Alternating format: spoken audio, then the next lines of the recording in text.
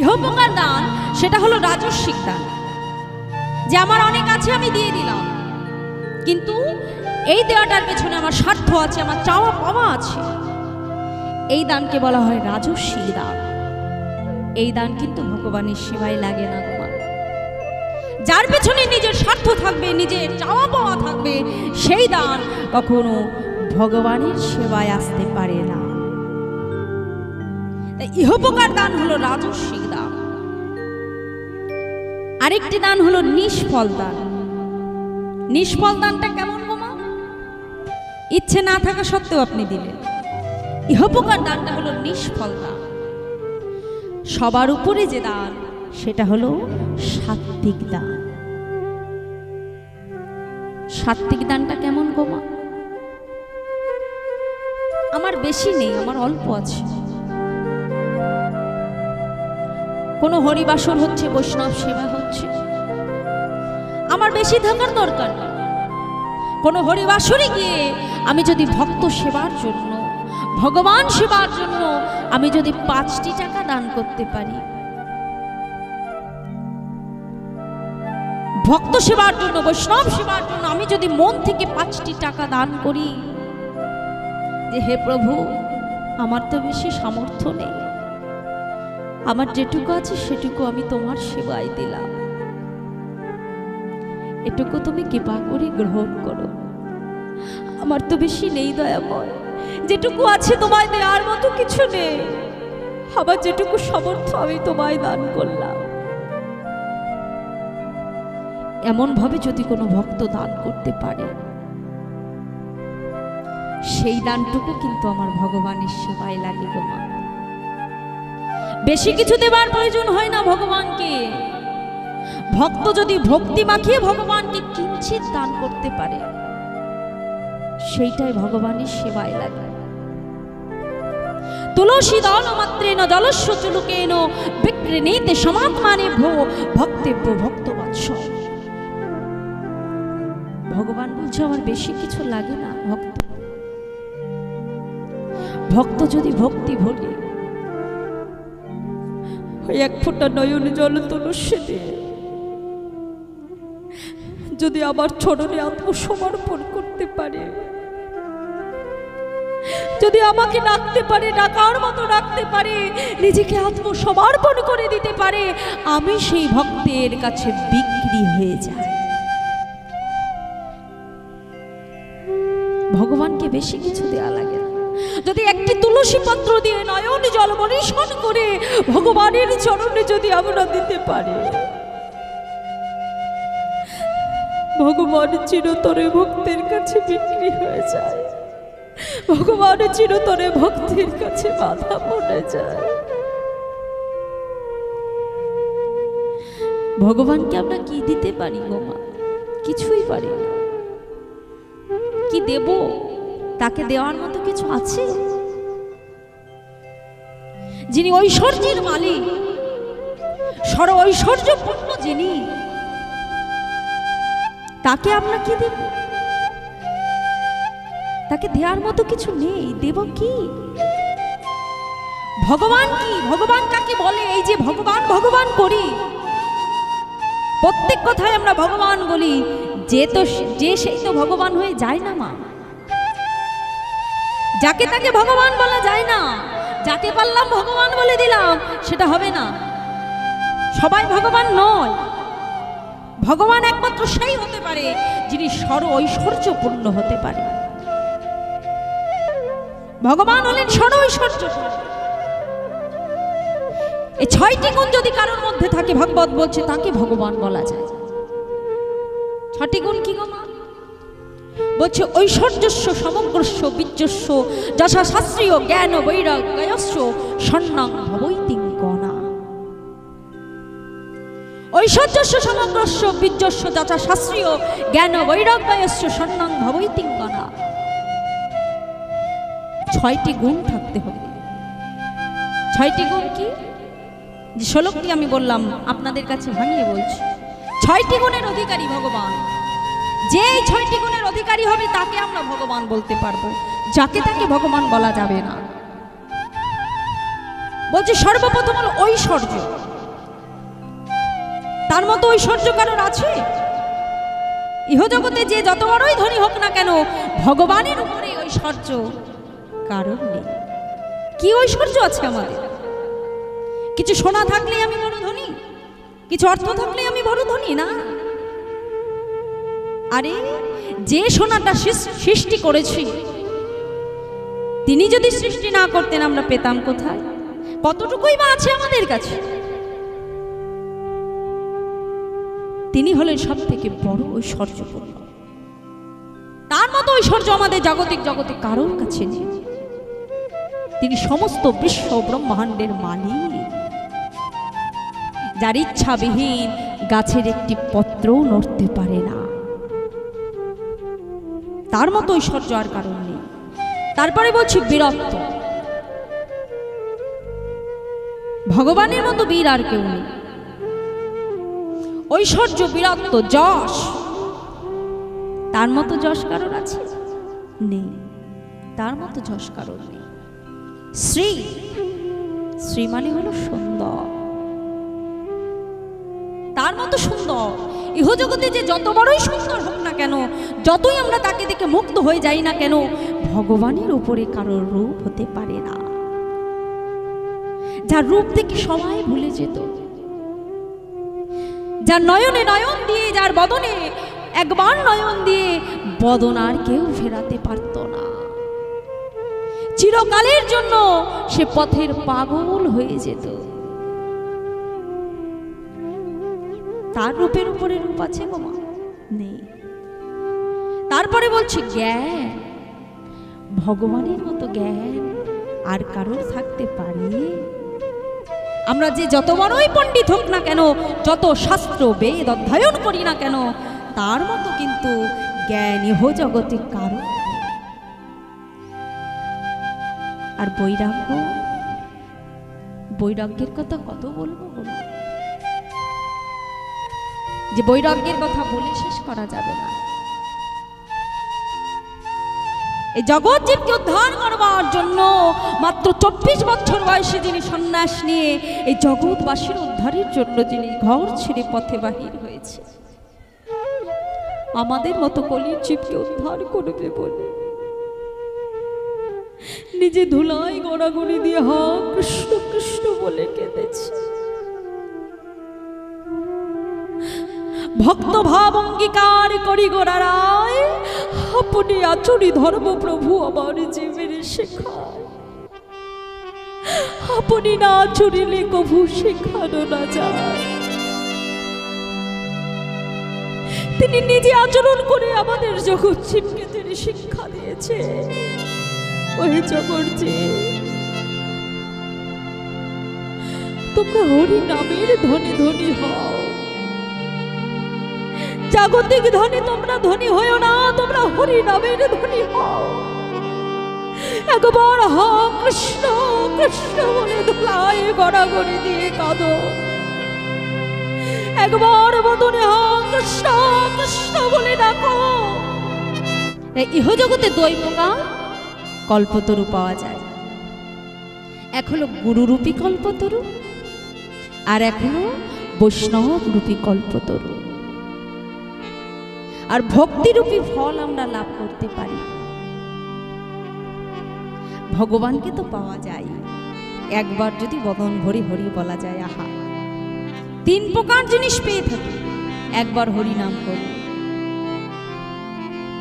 তাই একবার যদি ডাকার মতো ডাকতে পারে, একবার যদি তাকে ভজবার মতো ভজতে পারে, তাহলে ভগবানকে অবশ্যই পাওয়া যায়। শুধু ভগবান পাওয়া যায় না, গুরুরূপী কল্পতরু পাওয়া যায়। তাই তার মতো বৈরাগ্য আর কার হবে না মা। দেখো এই সুদামা মাগো এত দরিদ্র ছিল, এই কৃষ্ণ ভক্ত সুদামা এত দরিদ্র ছিল যে জীবনে তার একটা মাত্র পথ তিনি অবলম্বন করে রেখেছিলেন, একটা পথকে তিনি দৃঢ় করে রেখেছিলেন।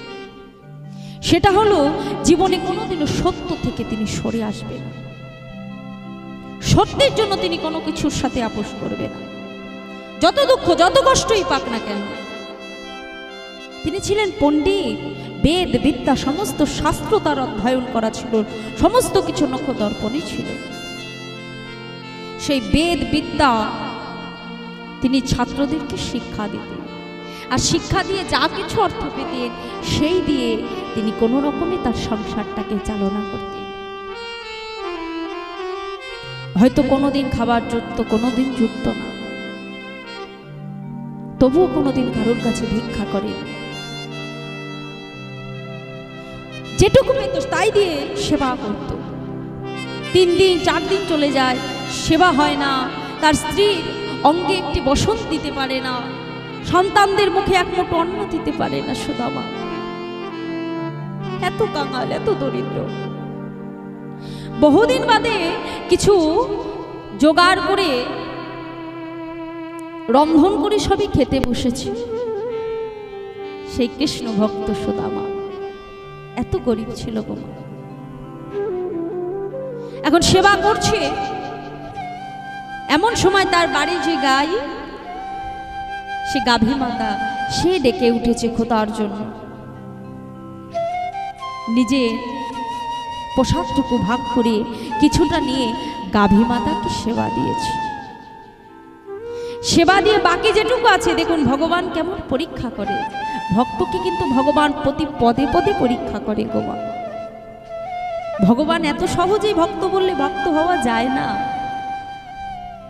যে সুদামা পরম বন্ধু, কৃষ্ণের পরম প্রিয় সখা সুদামা, এত দরিদ্র, এত কাঙাল, সেবা জোটে না। আজ যখন সেবা করতে যাবে, তখনই যখন বাড়ির গাভী মাতা যখন চিৎকার করে উঠেছে, গাভী মাতাকে তার সেবার অন্যের অর্ধেকটা গাভী মাতাকে সেবা দিয়েছে। বাকিটুকু নিয়ে এসে ফিরে এসে যখন সেবা করতে যাবে, এমন সময় গৃহের বাইরে একজন ভিক্ষুক এসে ডাকছে, বাবা আমি বহুদিন কিছু সেবা করিনি, আমি বড় ক্ষুধার্ত, আমায় কিছু খেতে দেবে বাবা? সুদামা কি করেছে গো মা?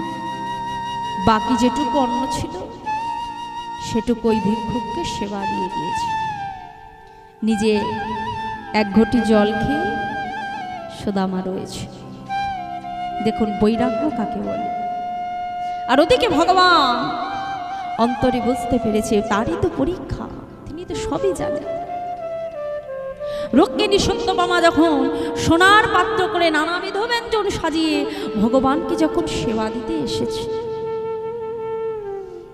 ভগবান রুক্মিণীকে ডেকে বলছে, রুক্মিণী আজ তো আমি সেবা করতে পারবো না। রুক্মিণী, প্রভু কেন প্রভু? আপনার কি শরীর অসুস্থ হয়েছে? আপনার কি কিছু হয়েছে? আপনি তাড়াতাড়ি বলুন, আমরা এক্ষুনি বৈদ্যকে খবর দেব। রুক্মিণী, না আমার কিচ্ছু হয়নি রুক্মিণী, আজ আমি সেবা করব না। কেন প্রভু, কি হয়েছে আপনার? কেন আপনি সেবা করবেন না? আপনার কি ব্যঞ্জন ভালো লাগেনি? আপনার কি পছন্দ হয়নি? না রুক্মিণী, না সে কথা বলো না, আজ আমি সেবা করব না। কেন জানো রুক্মিণী? আজ যে আমার ভক্ত বড় অভুক্ত, আজকে যে আমার ভক্তির সেবা হয়নি রুক্মিণী, আজ যে আমার সুদামা না খেয়ে আছে, আজ তো আমার সুদামার সেবা হয়নি রুক্মিণী। তাই আমার সুদামা আমার ভক্ত, সে যদি সেবা না করে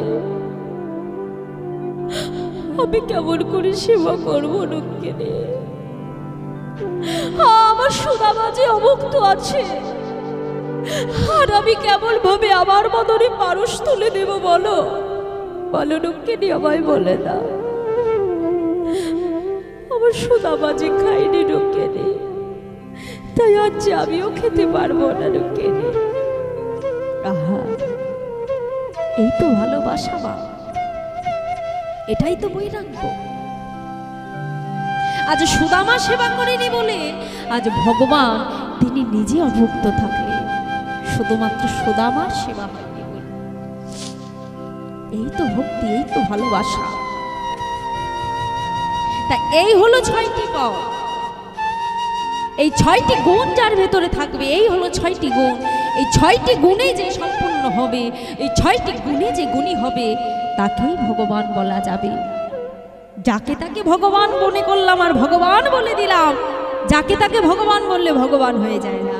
শাস্ত্র বলছে এই 6টি গুণের অধিকারী যে হতে পারবে, সেই একমাত্র ভগবান।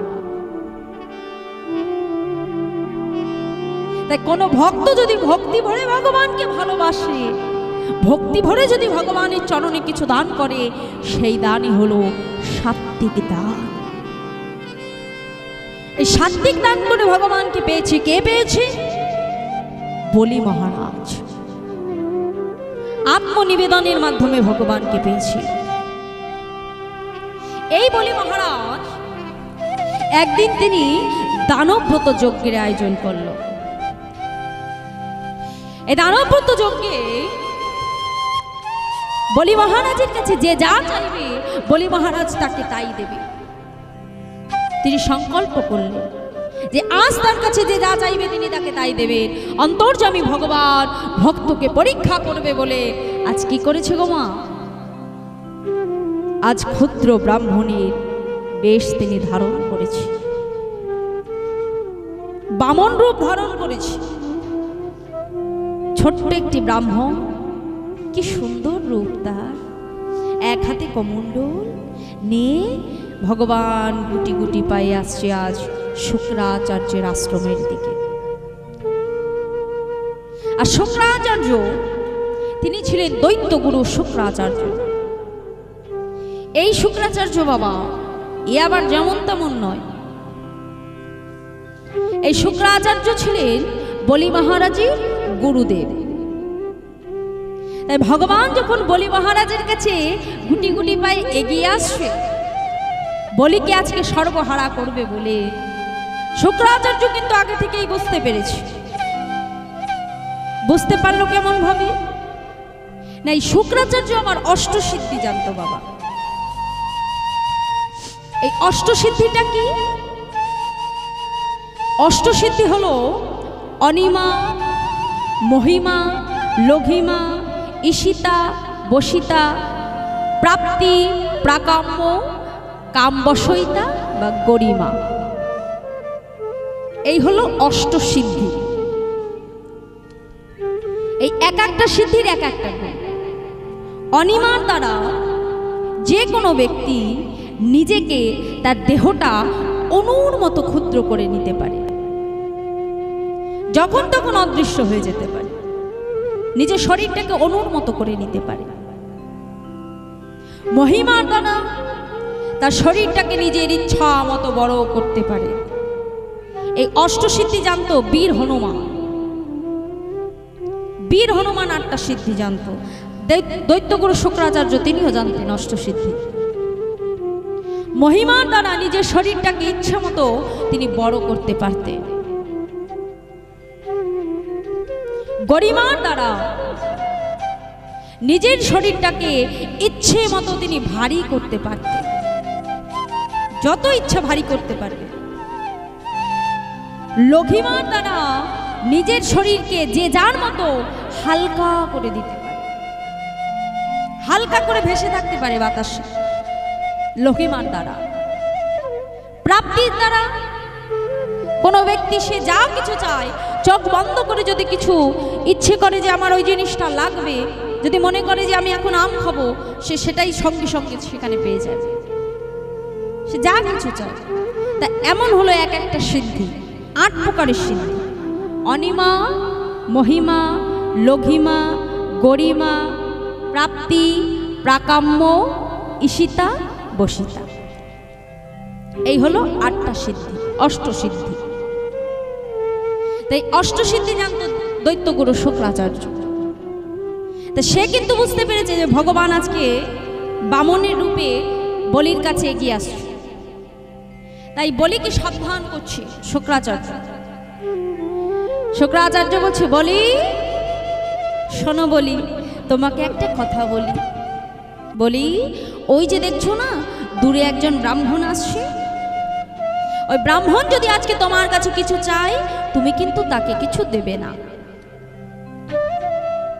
বলি মহারাজ বলছে, গুরুদেব আজ তো আমি সংকল্প করেছি, আমার কাছে আজকে যে যা চাইবে আমি তাকে তাই দেব, কিন্তু আপনি আমাকে দিতে বারণ করছেন কেন? গুরুদেব আমি তো আপনার সব কথা রক্ষা করেছি, আপনি যা বলেছেন আমি তাই করেছি, কিন্তু গুরুদেব আজ তো আমি এটা করতে পারবো না।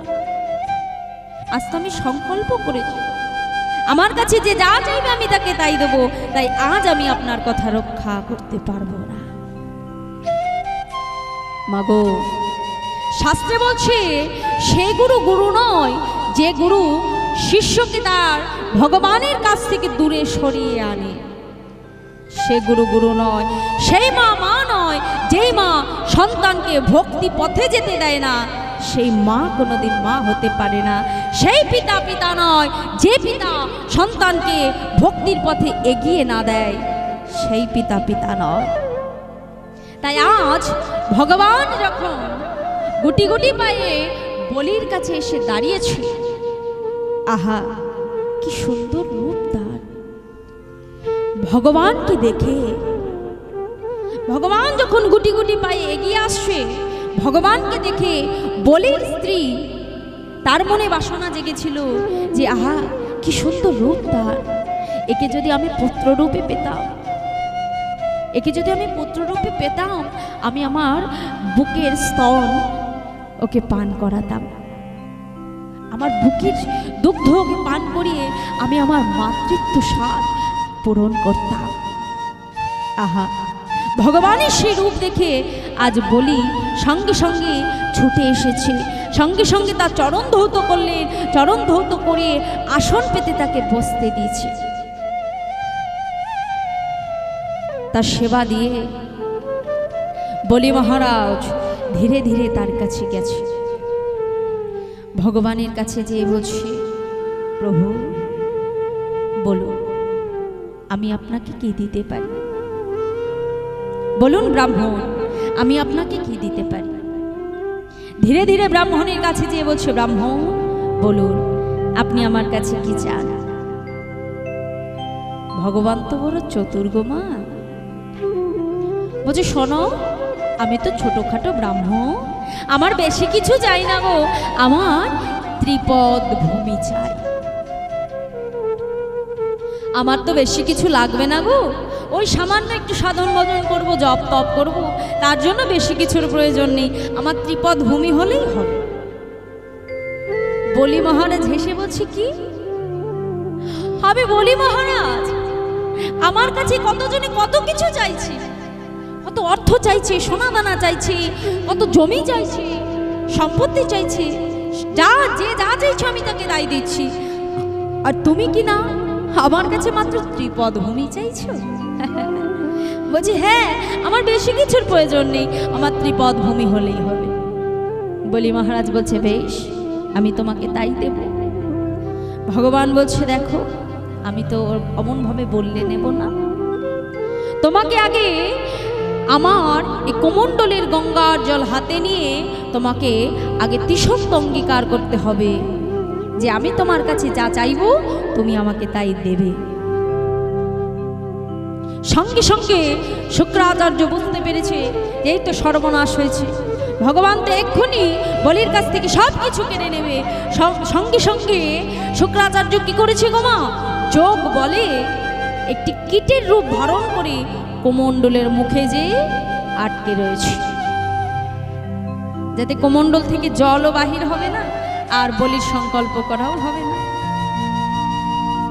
এখন ভগবান যখনই বলির হাতে জল দিতে যাবে কোমণ্ডল থেকে দেখছে জল পড়ছে না।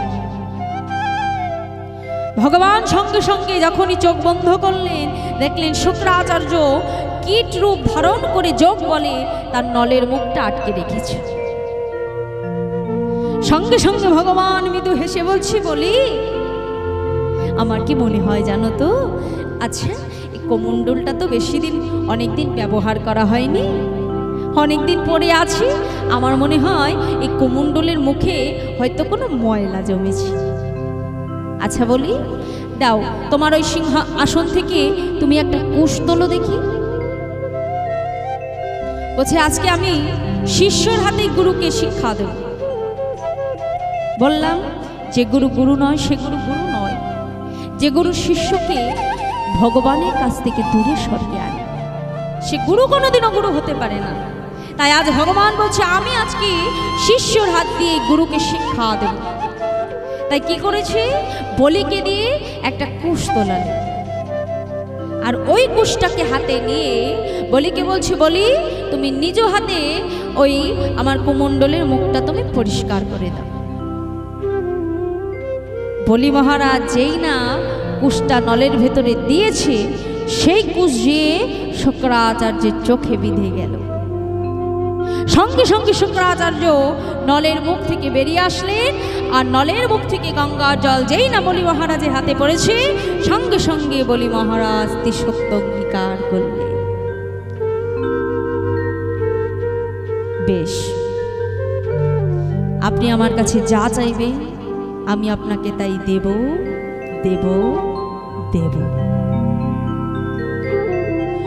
সঙ্গে সঙ্গে ভগবান কি করলেন গো মা, বিশাল আকার মূর্তি ধারণ করে একটা চরণ রাখলেন মর্তে, একটা চরণ দিলেন স্বর্গে,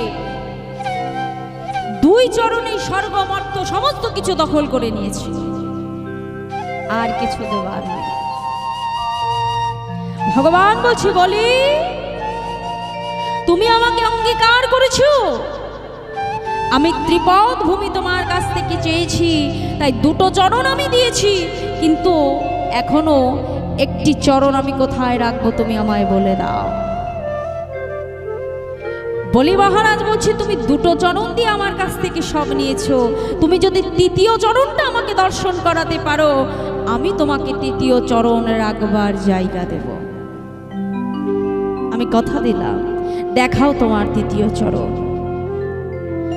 ভগবান বিলম্ব না করে নিজের নাভি কমল হতে তৃতীয় চরণটি বাহির করে, যখনই তিনি তৃতীয় চরণটা বাহির করে দিলেন, সঙ্গে সঙ্গে বলি মহারাজ বুঝতে পারলো এ আর অন্য কেউ নয়, স্বয়ং ভগবান এসেছে আজ আমাকে পরীক্ষা করবে বলে। এ আর অন্য কেউ হতে পারে না, আজ স্বয়ং ভগবান আমার কাছে এসেছে। মাগো, যখন দুটো চরণ দিয়ে সবকিছু বলি মহারাজের কাছ থেকে নিয়ে নিল গো মা, বলি মহারাজের স্ত্রী যে কিনা ভগবানকে দেখে সন্তান রূপে পেতে চেয়েছিল, সে সঙ্গে সঙ্গে স্বামীর অবস্থা দেখে ছুটে এসেছে, ওখানে ছুটে এসে বলছে, ব্রাহ্মণ তুমি কে? কে তুমি যে দুটো চরণ দিয়ে আমার স্বামীর সবকিছু তুমি কেড়ে নিলে? আমি তোমাকে অভিশাপ দিচ্ছি, আমি তোমাকে সন্তান রূপে পেতে চেয়েছিলাম, তাই তোমার মতো যদি সন্তান আমি পেতাম, আমি আমার বুকের দুধে বিষ মিশিয়ে তোমাকে খাইয়ে আমি মেরে দিতাম। ভগবান বললেন, তথাস্তু, তাই হবে, তবে এ যুগে নয়, দাপরে তুমি হবে পুতনা, আর তোমার বুকের দুগ্ধ তুমি আমাকে পান করাবে, আমি সেই দিন তোমার মনোবাসনা পূর্ণ করব। তাই বলি মহারাজের স্ত্রী দাপরে হয়েছিলেন পুতনা। বৃন্দাবনে তিনি পুতনা রূপে তিনি লীলা করেছিলেন ভগবানের সাথে। তাই আজ যখন তৃতীয় চরণটা নাভিকমল হতে ভগবান বাহির করে দিয়েছেন, বলি মহারাজ বুঝতে পেরে ছুটে এসেছে ভগবানের কাছে। ভগবানের কাছে এসে বলছে, দয়াবয়, দয়াবয়, আমি তো তোমাকে চিনতে পারিনি দয়াবয়, আমার মনে অনেক অহংকার হয়েছিল যে আমার মতো ধনী বুঝি আর কেউ নেই, আমার মতো অর্থ সম্পত্তি বুঝি কারণ নেই। প্রভু, আজ তুমি আমার ভুল ভেঙে দিলে দয়াবয়, আজ আমার পরম পাওয়া, আজ তুমি নিজে আমার কাছে এসেছো দান দিতে। প্রভু, আজ আমি সংকল্প করেছি আমার কাছে যে যা চাইবে আমি তাকে তাই দেব। তুমি তোমার দুটো চরণ রেখেছো দয়াবয় প্রভু গো, তাই আমি যখন তোমায় কথা দিয়েছি আমি তোমায় ত্রিপদ ভূমি দেব। প্রভু, তুমি কৃপা করে তোমার তৃতীয় পদটা আমার মাথায় রাখো দয়াময়। তোমার চরণটা তুমি আমার মস্তকে তুলে দাও প্রভু। তুমি তোমার চরণটা কৃপা করে এই অধমের মস্তকে রাখো দয়াময়।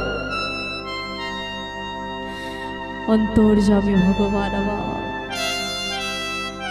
নাভি কমল থেকে তৃতীয় চরণ বাহির করে যখনই বলি মহারাজের মস্তকে দিলে, সঙ্গে সঙ্গে বলি মহারাজ পাতালে প্রবেশ করলে। এই হলো দান। তার মতো করে দান আমরা কেউ করতে পারি না। তাই দানে হলো বলি মহারাজ। দান করতে হলে তার মতো করতে হবে। তার মতো দানি আর কেউ নয় মাগো। আমরা 2-5 টাকা দান করে আমাদের মনে অনেক অহংকার জন্মে যায় যে আমরা কত কিছু দান করলাম। ভগবান আমাদেরকে শিক্ষা দেওয়ার জন্য কত বড় দৃষ্টান্ত তিনি দিয়ে দিলেন যে ভগবানকে দেওয়ার মতো কোনো কিছু নেই, তাকে আমরা কোনো কিছু দিতে পারি না। বলি মহারাজের মনে অহংকার হয়েছিল তিনি বড় দানী, আর ভগবান নিজে বামন রূপ ধারণ করে বলি মহারাজের অহংকারকে চূর্ণ করে দিয়েছিল। নিতাই গৌর হরি বল হরি